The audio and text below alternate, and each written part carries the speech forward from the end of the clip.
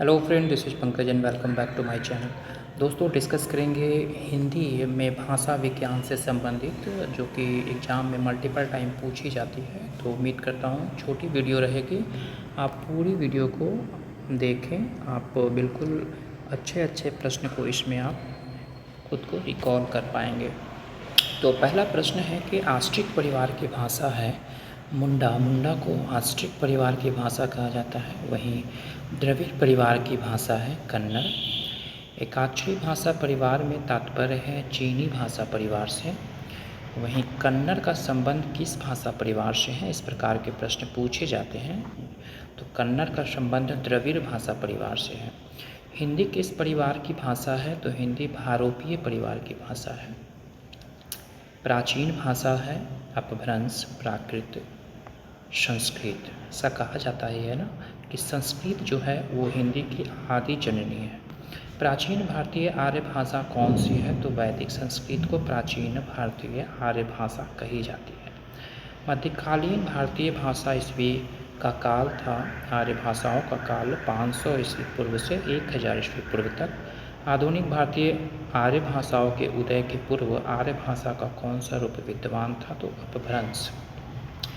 आधुनिक भारतीय भाषाओं का विकास अपभ्रंश में हुई। वहीं भारतीय संघ की राजकीय भाषा जो है वो देवनागरी लिपि में हिंदी है। भारत की जो राजभाषा है वो हिंदी है। 14 सितंबर 1949 ईस्वी को भारतीय संविधान की सभा ने हिंदी को भारत संघ की कौन सी भाषा का दर्जा दिया, तो वो राजभाषा का दर्जा दिया। भारत के संविधान के किस अनुच्छेद के अंतर्गत हिंदी को शासकीय भाषा घोषित किया गया है, तो आर्टिकल 343 के तहत हिंदी को शासकीय भाषा घोषित किया गया है। नेक्स्ट प्रश्न है कि भारतीय संविधान में हिंदी भाषा का मान्यता कब मिला, तो 14 सितंबर 1949 ईस्वी में भारतीय संविधान में हिंदी भाषा को मान्यता दिया गया। आगे है कि किस तिथि को हिंदी की राजभाषा बनाने का निर्णय लिया गया, तो 14 सितंबर 1949 ईस्वी को हिंदी को राजभाषा बनाने का निर्णय लिया गया। वहीं संविधान के किस अनुच्छेद में हिंदी को राजभाषा तथा इसकी लिपि देवनागरी को स्वीकार किया गया है, तो अनुच्छेद 343 के तहत संविधान में हिंदी को राजभाषा तथा इसकी लिपि देवनागरी को स्वीकार किया गया है। नेक्स्ट है कि भारतीय संविधान में किस भाषा को राजभाषा के रूप में स्वीकार किया गया है, तो हिंदी को। संविधान के अनुच्छेद 351 में किस विषय का वर्णन है, तो हिंदी भाषा के विकास संबंधित निर्देशन। प्रतिवर्ष कौन सा दिन हिंदी दिवस के रूप में मनाया जाता है, तो 14 सितंबर को हिंदी दिवस के रूप में मनाया जाता है। वहीं संघ की राजभाषा हिंदी और लिपि देवनागरी होगी। यह संविधान के किस अनुच्छेद में वर्णित है, तो अनुच्छेद 343 के भाग 17 में यह वर्णित है कि संघ की राजभाषा हिंदी और लिपि देवनागरी होगी। नेक्स्ट प्रश्न है कि भारत में हिंदी को संविधान की किस धारा के अंतर्गत राजभाषा घोषित किया गया है, तो धारा 343 के 1 के तहत संविधान के किस अनुच्छेद के अंतर्गत हिंदी को संघ की राजभाषा का दर्जा मिला, तो अनुच्छेद 343 के तहत।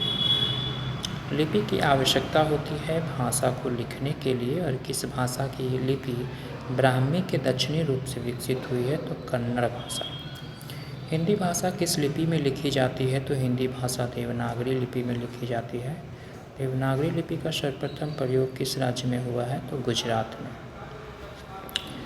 कौन सी भाषा देवनागरी लिपि में लिखी गई जाती है, तो मराठी भाषा को देवनागरी लिपि में लिखी जाती है। हिंदी किस लिपि में लिखी जाती है, तो नागरी या देवनागरी में। देवनागरी लिपि का विकास माना जाता है ब्राह्मी से। देवनागरी लिपि की सबसे बड़ी विशेषता है संवैधानिक वैज्ञानिक लिपि होना, एक ध्वनि के लिए एक संकेत का होना। कौन सी विशेषता देवनागरी में है, तो देवनागरी लिपि का विकास ब्राह्मी लिपि की उत्तरी शैली से विकसित गुप्त लिखित तथा कुटिल लिपि से हुआ। नागरी लिपि मूलतः क्या है, तो अक्षरात्मक है। प्राचीन देवनागरी लिपि का विकास कुटिल लिपि में हुई है। देवनागरी लिपि में स्वर वर्णों की संख्या 11 है। नागरी लिपि सुधार समिति के संयोजक थे काका कालेलकर। किस विद्वान ने देवनागरी लिपि के स्थान पर रोमन लिपि को स्वीकार करने का सुझाव दिया, तो सुनीति कुमार चटर्जी ने। तो ये इम्पॉर्टेंट क्वेश्चन है जो कि एग्ज़ाम में मल्टीपल टाइम पूछी जाती है। आप इसे एग्ज़ाम से पहले रिकॉल करेंगे। Thank you very much for watching this video.